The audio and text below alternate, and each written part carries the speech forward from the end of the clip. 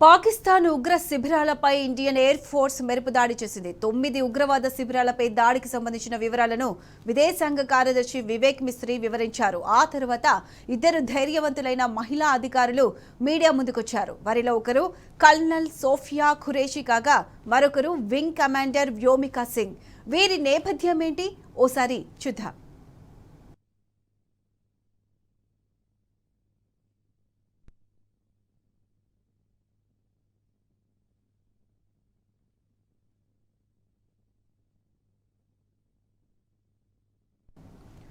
Operation సింధూర్లో Sophia Qureshi పాల్గొన్నారు. Sophia Qureshi 1981లో Gujarat వడోదరలో జన్మించారు. బయోకెమిస్ట్రీలో పీజీ చేశారు. సోఫియా తాత ఇండియన్ ఆర్మీలో పనిచేశారు. ఆమె తండ్రి కూడా కొద్ది రోజులు భారత సైన్యంలో విధులు నిర్వహించారు. సోఫియా 1999లో సైన్యంలో చేరారు. చెన్నై ఆఫీసర్స్ ట్రైనింగ్ అకాడమీలో ట్రైనింగ్ తీసుకున్నారు. తర్వాత ఆర్మీలో లెఫ్టినెంట్గా నియమితులయ్యారు. సిగ్నల్ కార్ప్స్లో విధులు నిర్వహిస్తున్నారు. ఐక్యరాజ్య సమితి శాంతి పరిరక్షక దళంలో 6 ఏళ్లు పనిచేశారు. 2006లో కాంగోలో జరిగిన మిషన్లో కీ రోల్ పోషించారు. యుద్ధ ప్రాంతాల్లో కాల్పుల విరమణను పర్యవేక్షించడం, అక్కడి ప్రజలకు సహాయం చేయడం గర్వంగా ఉందని సోఫియా చెప్పేవారు.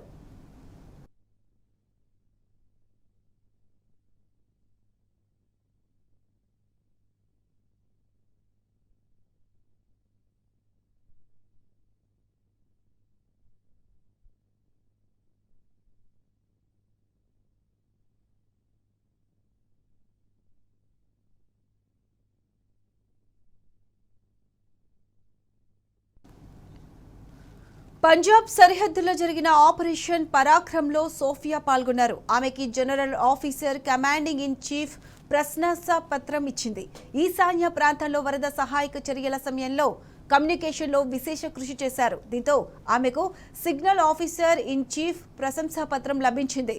2016లో ఎక్సైజ్ ఫోర్స్ 18 అనే ఇంటర్నేషనల్ సైనిక గ్రూప్లో సోనియా ఖురేషి భారత బలగాలకు నాయకత్వం వహించారు. అందులో పాల్గొన్న 18 దేశాల బృందాలో ఆమె ఒక్కరే మహిళా నాయకురాలు కావడం విశేషం. భారత సైన్యంలో తొలి మహిళా అధికారి సోఫియా ఖురేషి. సోఫియా భర్త మెకనైజ్డ్ పాంట్రీలో అధికారిగా పనిచేస్తున్నట్టు తెలుస్తుంది. వారికి ఒక కుమారుడు ఉన్నారని సమాచారం.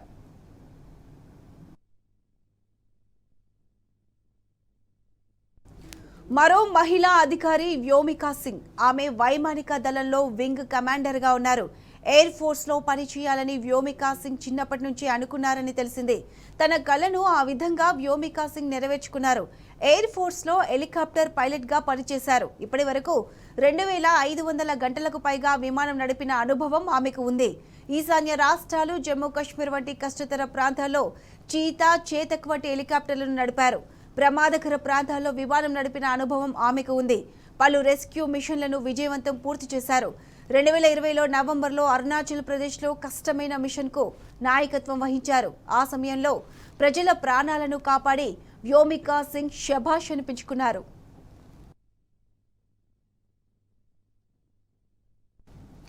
పెహల్గాం ఉగ్రదాడికి వ్యతిరేకంగా పాకిస్తాన్ ఉగ్ర శిబిరాలపై దాడి చేశామని సోఫియా ఖురేషి, వ్యోమికా సింగ్ మీడియా సమావేశంలో ప్రకటించారు. పెహల్గాం ఉగ్రదాడి బాధితులకు, వారి కుటుంబాలకు న్యాయం చేసేందుకు భారత సాయుధ దళాలు ఆపరేషన్ సింధూర్ చేపట్టాయని వివరించారు. 9 మంది ఉగ్రవాద శిబిరాలను లక్ష్యంగా చేసుకుని విజయవంతంగా ధ్వంసం చేశాయని పేర్కొన్నారు. పౌరులకు ఇబ్బంది కలగకుండా చర్యలు తీసుకున్నామని ఇద్దరు అధికారులు వివరించారు. 6 से 7 मई 2025 की रात 1:05 से 1:30 बजे के बीच भारतीय सशस्त्र बलों द्वारा अंजाम दिए गए ऑपरेशन सिंदूर के बारे में जानकारी देंगे। ऑपरेशन सिंदूर 22 अप्रैल को पहलगाम में हुए विभत्स आतंकवादी हमले के शिकार मासूम नागरिकों व उनके परिवारों को न्याय देने के लिए लॉन्च किया गया था। इस कार्रवाई में 9 टेररिस्ट कैंप्स को टारगेट किया गया और पूरी तरह से इसे बर्बाद किया गया। पाकिस्तान में पिछले 3 दशकों से टेरर इंफ्रास्ट्रक्चर का निर्माण हो रहा है। इसमें recruitment, indoctrination centres, training areas व लॉन्च पैड शामिल थे, जो पाकिस्तान और पाक अधिकृत जम्मू कश्मीर, पीओजेके दोनों में फैले हैं।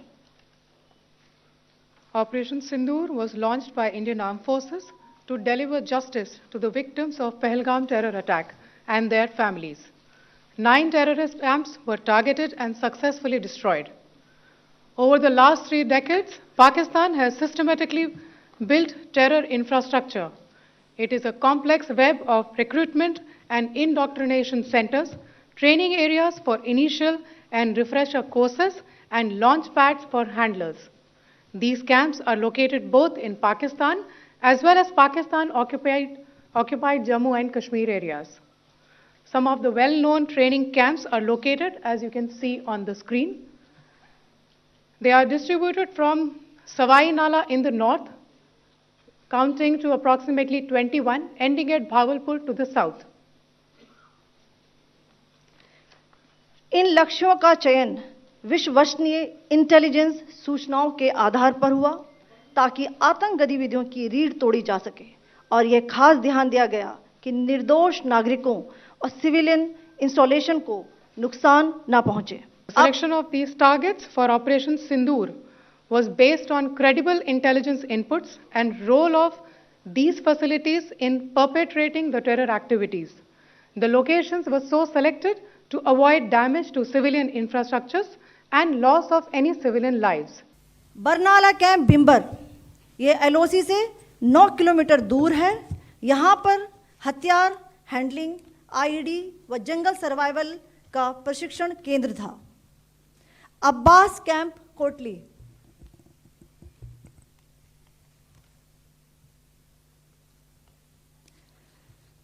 यह एलओसी से 13 किलोमीटर दूर है। लश्कर तौयबा का फिदाइन यहाँ तैयार होता था।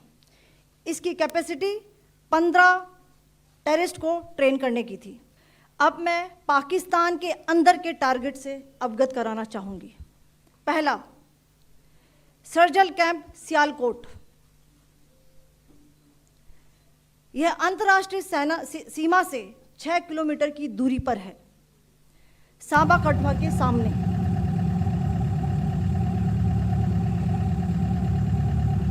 दूसरा, महमूना जाया कैंप सियालकोट। यह 18 से 12 किलोमीटर आईबी से दूर था। हिजबुल मुजाहिदीन का बहुत बड़ा कैंप था। यह कठुआ जम्मू क्षेत्र में आतंक फैलाने का नियंत्रण केंद्र था। पठानकोट एयरफोर्स बेस पर किया गया हमला भी इसी कैंप से प्लान और डायरेक्ट किया गया था। मरकज ताइबा मुरीद के, यह आईबी से 18 से 25 किलोमीटर दूरी पर है। 2008 के मुंबई हमले के आतंकी भी यहीं से प्रशिक्षित हुए। अजमल कसब व डेविड हेडली भी यहाँ ट्रेन हुए थे।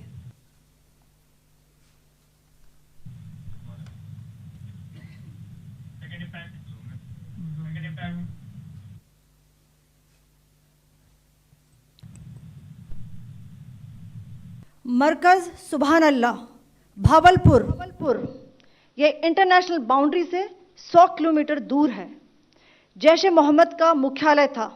यहाँ पर रिक्रूटमेंट, ट्रेनिंग व इंडॉक्ट्रिनेशन का केंद्र भी था। शीर्ष आतंकी अक्सर यहाँ आते थे। मैं आप सबको बताना चाहती हूँ कि किसी भी सैन्य ठिकाने का निशाना नहीं बनाया गया और अभी तक किसी तरह की नागरिक क्षति की रिपोर्ट नहीं है। Niche technology weapons with careful selection of warheads was ensured so that there will be no collateral damage. The point of impact in each of the target was a specific building or a group of buildings. All the targets were neutralized with clinical efficiency, and the results reiterate the professionalism of the Indian Armed Forces in the planning and execution of their operations. No military establishments were targeted. India has demonstrated considerable restraint in its response. However, it must be said that the Indian Armed Forces are fully prepared to respond to Pakistani misadventures, if any, that will escalate this situation. आपको 6 से 7 मई 2025